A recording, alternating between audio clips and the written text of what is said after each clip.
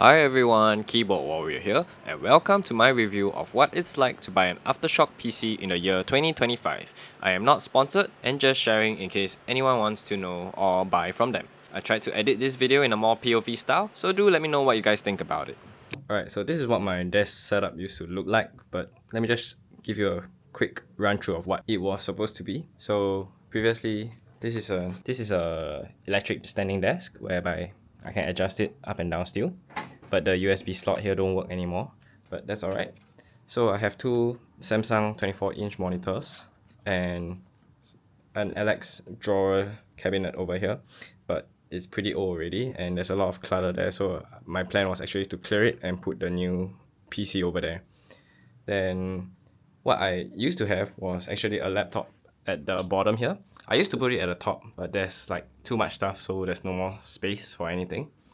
So I decided to move it down and put it in a vertical stand so that it still had airflow and didn't take up so much space. Alright. So don't worry, this laptop here is already dead already, it can't work already. But yeah, this was the initial idea. And as you can see at the bottom, the cable management is a mess. So my plan will be to really integrate all the cables over to the right onto the PC. And maybe in the future when I upgrade my desk, I will properly manage the cables. So for the top of my desk, there's just a lot of clutter here also. I was gonna go and clear it soon. And then there's a few keyboards here. And if you guys notice, actually this has been my mic that's been recording all my keyboard sounds. When I did different mic sound tests, I realized that the best way to record sounds was to put it on a arm mount because this absorbs less vibrations. So there's less vibrations in the sound overall. Okay, but the issue was that this mount over here, as you see, so the mount is like pretty small and my desk here is very thick. And the worst part is that underneath is hollow. So what I did was I built this simple wooden piece over here. I stacked some old PlayStation CDs here and used it as the leverage point with additional 1 kg weight here so that I still can use it as a arm mount. Yeah, and that's pretty much my setup now. So I hope to make it better. So this is now the before, and let's watch the after.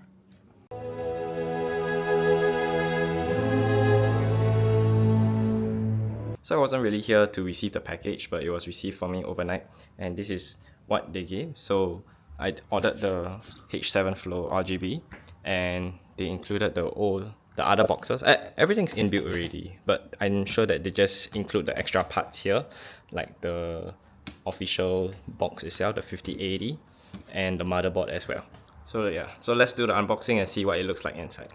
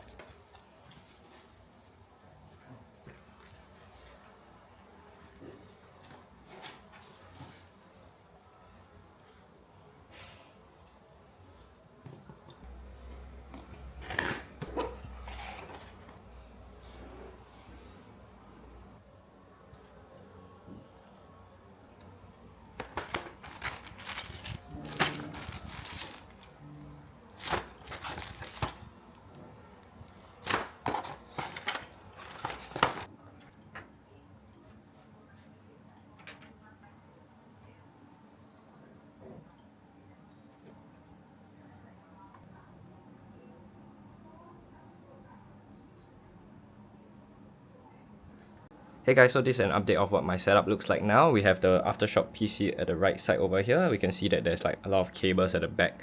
So actually still a travesty that I have to work through it. But overall, I think my desk setup looks a lot more cleaner and neater now. If you look at the bottom, there's still like a bunch of cables and a lot of work that needs to be done. So the end game will probably be to switch this desk to maybe the Secret Lab Magnus Pro XL, but that one's $1,000. I'm not sure if I'm not really sure if it's gonna be worth it, but we'll see how. And of course, right now I'm using two 1080p Samsung 24-inch monitors, and that is a super underkill for the GTX 5080. So maybe the plan is to the LG's ultra wide monitor that's coming out. If any of you are interested, go and look at it. It's the LG 990XA. But I think it's gonna be about $3K, $4,000, which is another pain. How can you buy a monitor that's more expensive than a PC? The alternative will be maybe a LG TV monitor, which is likely the LG C4, because that one's still about 1.6K, which is still within the affordable range. Alright, so there is a thing or two to note about the service or the technical expertise that's required when you purchase from Aftershock is that you kind of need to know what you need. Alright, so initially I changed the chassis to this H7 Flow, but the main reason was because I wanted the USB-C to work. What I did not know was that the motherboard that was initially offered did not support the USB-C. So unfortunately, I have a motherboard that cannot accept the USB-C, and this is a shame, but yeah, if I really want to, I either have to purchase, for example, this USB-A to USB-C now, or yeah, just upgrade the motherboard, which is another costly expense. Another thing to note is that this one is my fault actually, but the motherboard have Wi-Fi capabilities and Bluetooth capabilities, but you need to install not really install, but you do need to attach these antennas over here. So one should be horizontal, whereas the other one should be vertical. And this was something that I did not realize at the start. So I spent quite a while with quite lousy Bluetooth and Wi-Fi without realizing that I just needed to attach the antenna. So just something to take note about this aspect. Now the main thing I'm sure y'all want to see is the cost for the parts. I'll be honest, I consider myself very lucky as I ordered this in February 2025, just when Nvidia's 50 series were announced, and during that time it was super low on stock.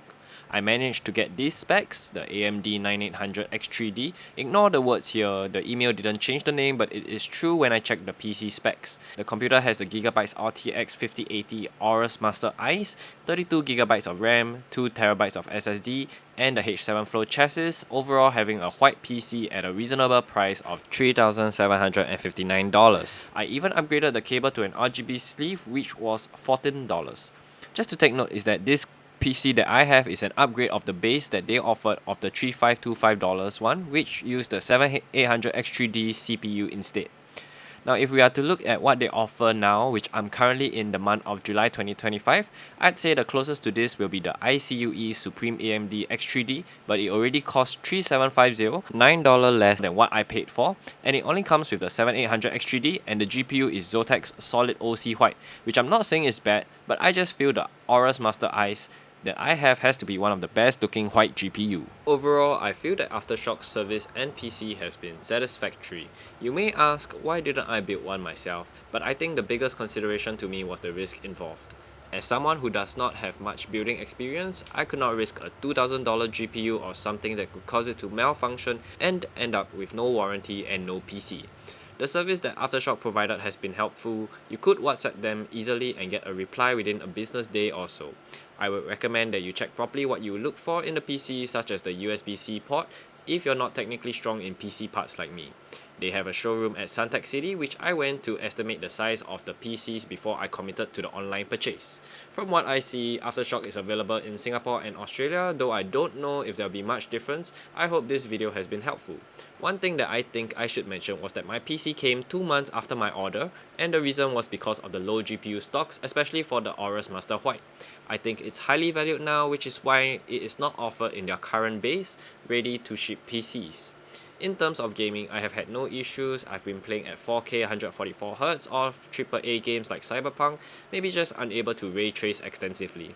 So that's it for my review. Do let me know what you guys think and do subscribe to support this channel. Bye!